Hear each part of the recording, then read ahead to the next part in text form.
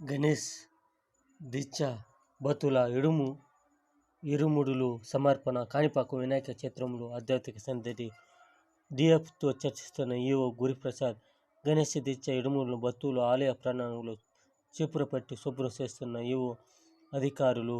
ఐరేళ్ల Kanipakam September 19 తూర్పుగోదావరి జిల్లా నీడదోవులకు చెందిన 50 మంది భక్తులు గణేష్ దీక్షలు తీసుకుని గురువారం కాణిపాక క్షేత్రంలో ఇరుముడులు సమర్పించి దీక్షను విరమించారు. ఈ విధంగా వినాయకుడి పండుగ తూర్పుగోదావరి జిల్లా నుంచి కూడా 50 మంది రావటం విశేషం.